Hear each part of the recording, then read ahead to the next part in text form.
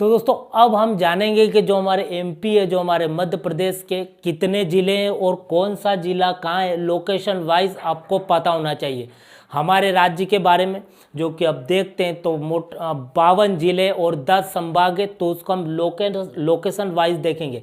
देखिए दोस्तों, बहुत सारे अगर यूट्यूब पे जाएंगे आप तो ट्रिक के माध्यम से ज़िले को याद करवाने के, संभाग को याद करवाना के लिए उनके आइडिया होते हैं। लेकिन दोस्तों आप ट्रिक कब तक याद रखेंगे? आप जब एक बार हमेशा समझ जाते हैं लोकेशन वाइज, और अगर आप एमपी में रहते हैं दोस्तों, मध्य प्रदेश में, तो आपके लिए काफ़ी इंपॉर्टेंट हो ही जाता है। ठीक, इससे पहले दोस्तों एमपी किस प्रकार से बना उसको हमने उसमें कहानी के माध्यम से पूरा समझा है। इसमें हम देखेंगे कि कौन सा जिला कहाँ है और आपको पता होने चाहिए। दोस्तों संभाग कहाँ है, जो कि 10 संभाग, और 10 संभाग में हमारे 52 जिले बटे हुए। गवर्नमेंट की जो भी योजना आती है दोस्तों वह कहाँ आएगी? सबसे पहले संभाग में ही तो आएगी। संभाग के बाद में फिर उसमें जिले होते हैं तो जिले में जाएगी। जिले से फिर कहाँ जाएगी? वो सब डिवीज़न में जाएगी, उपखंड में जाएगी। फिर वहाँ जो शहर है तो शहर में जाएगी, गाँव है तो ब्लॉक में जाइए, और फिर नीचे ग्राउंड लेवल पर जाती है। तो आपको पता होना चाहिए कि 10 संभाग कहाँ कहाँ है और 52 जिले कहाँ कहाँ है, उसको हम देखेंगे। देखिए दोस्तों, सबसे पहले आपको 10 संभाग बहुत बेसिकली याद होने चाहिए। देखिए 10 संभाग को सबसे पहले हम देखते हैं। मैं दोस्तों नाम भले नहीं लिखूं, लेकिन बोल रहा हूं आपको और अच्छी तरीके से समझ में आएगा। जो कि दोस्तों कुछ शहर के नाम तो आपने सुने होंगे। जिले क्या होते हैं दोस्तों? अपने आप में शहर ही तो रहते हैं। जो फेमस शहर रहते हैं, गवर्नमेंट क्या करती है, उनको ज़रूरत के हिसाब से प्रशासन को ध्यान में रखते हुए, जनता की सुविधा को ध्यान में रखते हुए उस फेमस शहर को जिला घोषित कर देती है। ठीक है, तो देखिए दोस्तों, सबसे पहले आपको ध्यान रखना है, संभाग को देखेंगे तो 10 संभाग कहाँ कहाँ आते हैं। ठीक, सबसे पहले इसको देखिए तो आपको यहाँ पर एक संभाग देखने को मिलेगा उज्जैन।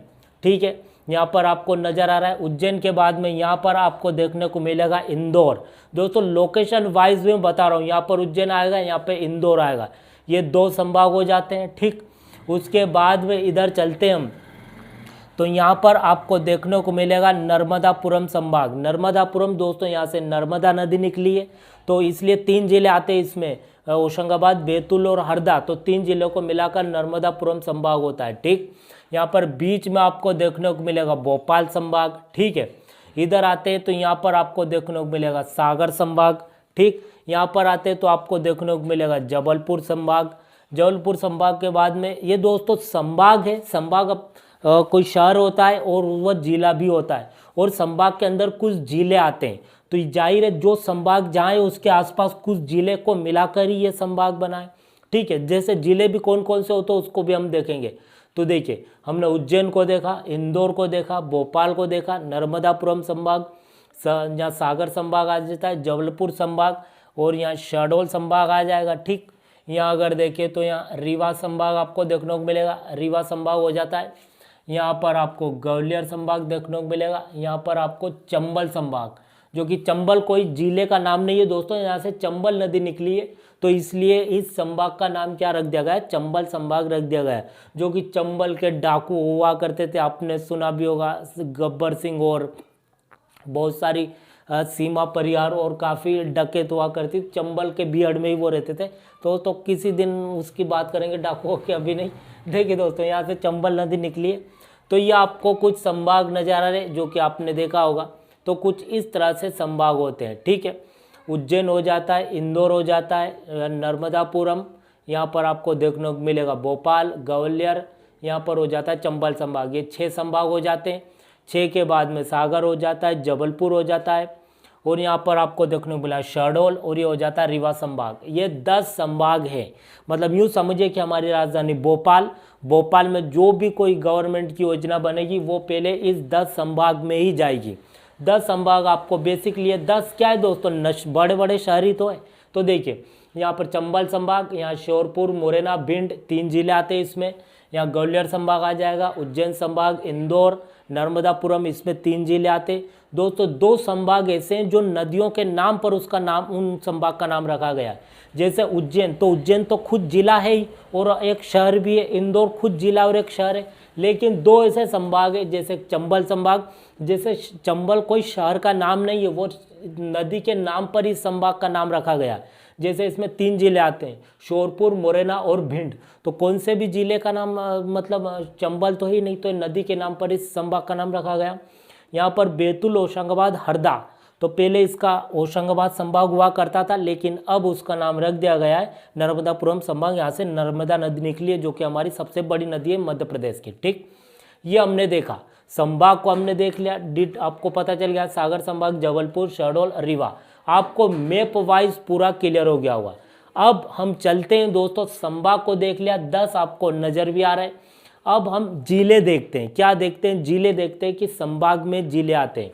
देखिए दोस्तों, बहुत आप और जानकारी समझिए, जो जबलपुर संभाग है, इसमें क्षेत्रफल में सबसे बड़ा संभाग मध्य प्रदेश का जबलपुर ही है। इसमें 7 जिले लगते हैं, लेकिन वो काफ़ी बड़े बड़े, तो इस क्षेत्रफल में सबसे बड़ा भी आ जाएगा। जनसंख्या की बात करें तो फिर आपको इंदौर देखने को मिलेगा। ठीक है, सबसे अधिक जिले भी इसमें ही आते हैं इंदौर संभाग में।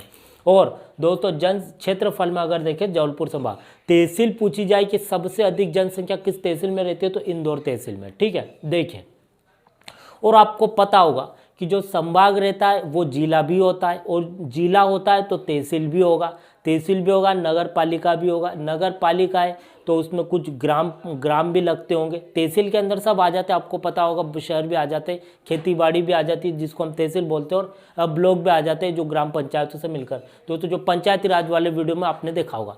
तो देखिए दोस्तों, ये आप बेसिक सी जानकारी 10 संभाग को देख लिया। अब संभाग के अंदर कुछ जिले आते हैं, उन जिलों को देखिए। सबसे पहले उज्जैन को देखते हैं। उज्जैन आपको संभाग नजर आ रहा है, तो उज्जैन एक जिला भी है, संभाग है तो जिला भी तो होगा। तो देखिए दोस्तों, उज्जैन जिला हो जाता है। फिर यहाँ पर आपको एक देखने को मिलेगा देवास। दोस्तों मैं देवास का डी लिख रहा हूँ, क्योंकि बड़े बड़े नाम आ जाएंगे दोस्तों, फिर आपको कन्फ्यूजिंग होगा। पूरा लोकेशन वाइज में बता रहा हूँ। तो उज्जैन का यू लिखा मैंने, देवास का डी। ठीक, यहाँ पर आपको एक और जिला देखने को मिलेगा, उज्जैन संभाग का एक आ जाता है शाजापुर। यहाँ पर आपको देखने को मिलेगा, अगर जहाँ जिले हैं दोस्तों वो नक्शे में, वो मैं आपको बता रहा हूँ, और आपको भी इस तरह ही याद रखना है। आप रट नहीं सकते दोस्तों, इनको रट लेंगे फिर कंफ्यूजिंग होगा। होशंगाबाद कहाँ होगा, जबलपुर कहाँ होगा, कटनी कहाँ होगा। तो इसलिए आप पूरा मध्य प्रदेश के मैप को बार बार आप क्या करिए, ऐसा करेंगे दोस्तों, मैप वाइज उसको देखेंगे और फिर प्रैक्टिस करेंगे, तो आपको हमेशा के लिए क्लियर होगा। और दोस्तों हमारे राज्य के बारे में जानना अच्छी बात है, कोई बुरी बात है ही नहीं। ठीक है, तो दोस्तों यही है। अब देखिए, यहाँ पर आपको इधर देखने को मिलेगा रतलाम। इधर दोस्तों आपको देखने को मिलेगा कौन सा, यहाँ गुजरात आ जाता है, नीचे आपको महाराष्ट्र देखने को मिलेगा, ऊपर की ओर यूपी आ जाता है, और इधर आपको छत्तीसगढ़ देखने को मिलेगा। जो कि दोस्तों बेसिक परिचय करेंगे मध्य प्रदेश का, तब मैं आपको बताऊंगा। ठीक, अब फिलहाल आप जिले को समझिए। तो दोस्तों यहाँ पर आपको रतलाम देखने को मिलेगा, यहाँ पर आ जाएगा मंदसौर, यहाँ आ जाएगा नीमच। ये इतने जिले आते हैं किसमें, उज्जैन संभाग में। एक तो उज्जैन आता है, देवास, शाजापुर, आगर, रतलाम, मंदसौर और नीमच। ये 7 जिले आते हैं उज्जैन संभाग में। ठीक है, अब देखिए इंदौर संभाग की बात करते हैं। तो इंदौर में आपको देखने को मिलेगा, इंदौर के पास ही आता है धार। ठीक है, धार के नीचे यहाँ पर आपको देखने को मिलेगा बड़वानी। ठीक, उधर जाते हैं तो यहाँ पर आपको देखने को मिलेगा झाबुआ से अलग हुआ अलीराजपुर, जिसका नाम चंद्रशेखर नगर है। ठीक, यहाँ पर इधर आपको देखने को मिलेगा खंडवा, यहाँ पर आपको देखने को मिलेगा खरगोन, और खंडवा से ही अलग हुआ है बुरहानपुर।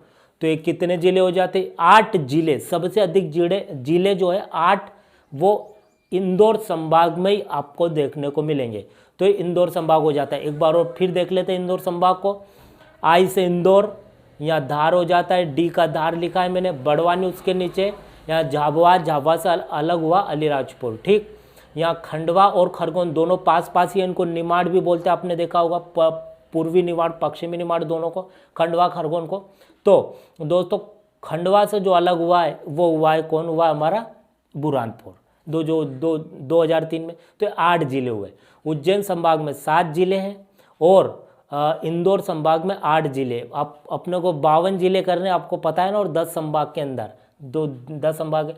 अब देखिए यहाँ पर नर्मदापुरम संभाग, तो नर्मदापुरम तो कोई शहर नहीं है दोस्तों, नर्मदा नदी के नाम पर ही रखा गया। तो यहाँ पर आपको देखने को मिलेगा बैतूल, यहाँ बैतूल आ जाएगा, ऊपर आ जाएगा हरदा, बैतूल होशंगाबाद, यहाँ पर आपको होशंगाबाद देखने को मिलेगा, यहाँ पर आ जाएगा हरदा। दोस्तों लोकेशन पूरी परफेक्ट नहीं है, बाकी कहाँ कुछ आ सकता है, आप आइडिया आपको समझ में हो जाएगा, आज को पता चल जाएगा हमेशा के लिए। देखिए यहाँ बैतूल हो जाएगा, यहाँ होशंगाबाद और यहाँ हरदा, ठीक है। अब देखिए भोपाल संभाग में आते, मतलब इसमें नर्मदापुरम संभाग में 3 जिले ही है, बैतूल, होशंगाबाद और हरदा, ठीक। ये भोपाल संभाग आ जाता है। तो भोपाल आपको यहाँ देखने को मिलेगा, भोपाल के बाद यहाँ रायसेन आ जाएगा, भोपाल रायसेन, ठीक। रायसेन जो कि आप बहुत फेमस, भोपाल रायसेन, ठीक। यहाँ पर आपको देखने को मिलेगा राजगढ़, यहाँ आ जाएगा सीहोर और यहाँ आ जाएगा विदिशा, मतलब भोपाल बीच में भोपाल संभाग, ठीक। देखिए भोपाल, रायसेन, राजगढ़, सीहोर, विदिशा, आप इसे याद रख सकते हैं, भोपाल, रायसेन, राजगढ़, सीहोर, विदिशा, ठीक। ये भोपाल संभाग हो जाता है, ठीक है। अब ऊपर चलेंगे तो आपको सागर संभाग देखने को मिल रहा होगा, सागर को थोड़ा ऊपर लिख लेते, बस आपको पता रहना चाहिए कि कौन सा संभाग कहाँ है, फिर जिले तो उसके आसपास ही होंगे, ठीक है। देखिए और जिले के आसपास उसकी तहसील रहेगी बेसिकली, है ना। तो देखिए सागर आ जाता है, सागर संभाग, सागर के बाद यहाँ पन्ना आ जाता है, सागर, पन्ना, टीकमगढ़ यहाँ आ जाता है, टीकमगढ़ का टी, टीकमगढ़, यहाँ आ जाएगा आपको दमोह, और यहाँ पर आपको देखने को मिला है छतरपुर, और टीकमगढ़ से अलग हुआ है निवाड़ी। तो इसमें आपको देखने को मिलेगा सागर संभाग में कितने जिले, तो सागर संभाग में 7-6 जिले, सागर, पन्ना 2, टीकमगढ़ 3, दमोह 4, छतरपुर 5 और निवाड़ी 6, सागर संभाग में 6 जिले आपको नजर आ रहा है। अब देखिए ये जबलपुर संभाग आ जाता है, जो कि क्षेत्रफल में सबसे बड़ा है, जो कि हमारी हाई कोर्ट भी जो है दोस्तों, हर राज्य की अपनी कोर्ट होती है, तो हमारी हाई कोर्ट जबलपुर में है, ठीक। राजधानी भोपाल में, लेकिन हाई कोर्ट हमारी जबलपुर में है, और उसके 2 भाग जो पीठ है, 2, एक तो इंदौर में और एक ग्वालियर में, उसके भाग कर दिए गए। अब देखिए दोस्तों उज्जैन वाले भाग, जो मालवा वाला क्षेत्र है, कुछ भी विवाद हुआ, कुछ भी, तो दोस्तों जबलपुर कितना पड़ता है यहाँ से, इतनी दूर छोड़े जाएंगे।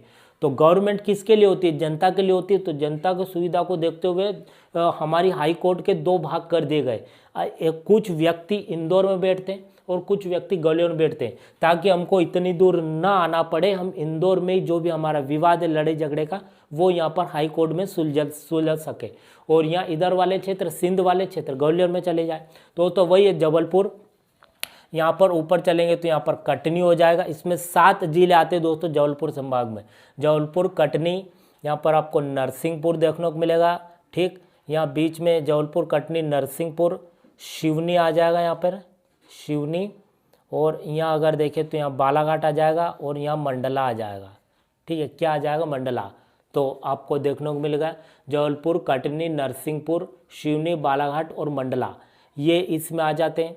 अब यहाँ पर आपको कोने में शहडोल संभाग देखने को मिलेगा, शहडोल उससे अलग हुआ था 2003 में अनूपपुर, तो अनूपपुर का ये लिख दिया मैंने, शहडोल, अनूपपुर, ऊपर आ जाएगा उमरिया, और फिर यहाँ आ जाएगा डिंडोरी, ठीक है, जो 98 बने थे, ठीक।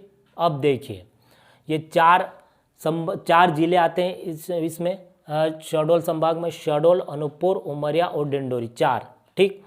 रीवा संभाग में रीवा, यहाँ सीधी आ जाएगा, रीवा, सीधी, फिर अगर देखें तो यहाँ आ जाएगा सतना, और यहाँ आ जाएगा सिंगरौली, रीवा, सीधी, सतना, सिंगरौली, मतलब सीधी से ही सिंगरौली अलग हुआ है, ठीक है, ये आप याद रखें। तो रीवा संभाग में 4 जिले आते हैं, रीवा, सीधी, सतना, सिंगरौली, ठीक। दोस्तों आप लिखेंगे तो आपको काफ़ी अच्छा रहेगा। अब आगे चलते तो ग्वालियर संभाग आता है, ग्वालियर संभाग में 5 जिले आते हैं, यहाँ ग्वालियर आ जाएगा, नीचे आपको देखने को मिलेगा शिवपुरी, शिवपुरी का इस लिख देते हैं, ग्वालियर, शिवपुरी, यहाँ गुना से अशोकनगर अलग हुआ था, जिसको पहले चंदेरी बोला जाता था, चंदेरी की साड़ी काफ़ी फेमस है, तो अशोकनगर वही है, गुना, अशोकनगर, ग्वालियर, शिवपुरी, गुना, अशोकनगर, और यहाँ आ जाएगा दतिया, क्या आ जाएगा, दतिया। पहले निवाड़ी नहीं बना था, तो उससे पहले जनसंख्या और क्षेत्रफल में सबसे छोटा जिला मध्य प्रदेश का दतिया ही आता था, ठीक है। लेकिन अब कौन हो गया है, तो अब निवाड़ी हो गया, पहले दतिया आता था। तो चंबल संभाग, तो चंबल तो कोई दोस्तों चंबल नदी के नाम से इस संभाग का नाम रखा गया, इसका एक्चुअली में मतलब जो 3 जिले हैं ये चंबल संभाग में, देखिए एक तो आता है यहाँ पर शोरपुर, यहाँ पर आता है मुरैना, और यहाँ पर आता है भिंड। शोरपुर, मुरैना, भिंड को मिलाकर चंबल संभाग इसको बनाया गया है, जो कि चंबल नदी के नाम पर है। तो ये दोस्तों 52 जिले भी हो जाते हैं, और 10 संभाग भी हो जाते, आप जोड़ेंगे तो 52 जिले हो जाएंगे। और हमारी राजधानी तो कहाँ है, भोपाल है। ठीक, तो दोस्तों एक बार वो जल्दी से संभाग को देख लेते हैं। भोपाल संभाग हो जाता है, उज्जैन संभाग हो जाता है, जहाँ जहाँ गोला बना रहा हूँ दोस्तों इंदौर संभाग हो जाता है। ठीक, यहाँ पर आपको चंबल, ये नर्मदापुरम संभाग देखने को मिलेगा, ग्वालियर संभाग या चंबल संभाग आ जाता है, ये सागर संभाग हो जाता है, जबलपुर संभाग, शहडोल संभाग, रीवा संभाग। ठीक, 4 ये हो जाते, 4 आपको इधर नज़र आ रहे हैं, और मतलब कि 4 और 5 9, और यहाँ पर आपको सागर संभाग, ये 4 यहाँ हो जाते हैं, और 3 ये हो जाते और 9, और एक ये हो जाता है बैतूल संभाग, मतलब ये नर्मदापुरम। इस तरह से 10 संभाग आपको दिख रहे होंगे। ठीक, उज्जैन इंदौर 2 हो जाते, और 4 आपको ये लाइन से नज़र आ रहे हैं। एक तो चंबल संभाग हो जाता है, ग्वालियर संभाग, भोपाल संभाग और नर्मदापुरम संभाग, तो 4 और 2 6 हो जाते, और 4 आपको इधर नज़र आ रहे हैं, रीवा संभाग, शहडोल, जबलपुर और सागर। तो ये 10 संभाग, और 10 संभाग 52 जिले में बटे। दोस्तों आपको आसानी से समझ में आ गया होगा। आपने कुछ शहर के नाम भी सुने होंगे जो कि आपको आज पता चल गया होगा। तो दोस्तों आप मिलते हैं अगले लेक्चर में, जो हमारी नदियाँ होगी या बेसिक विभाजन जो हमारा प्राकृतिक एमपी को दोस्तों इस सीरीज में हम समझेंगे, हमारे मध्य प्रदेश को समझेंगे, जो कि स्टेट की जो जितनी भी सर्विस है, जितनी वैकेंसी निकलती है उसमें काफ़ी मतलब यहाँ से पूछा जाता है। और हमारे राज्य के बारे में दोस्तों हमको तो जानना ही चाहिए। तो आज के लिए इतना ही, थैंक यू।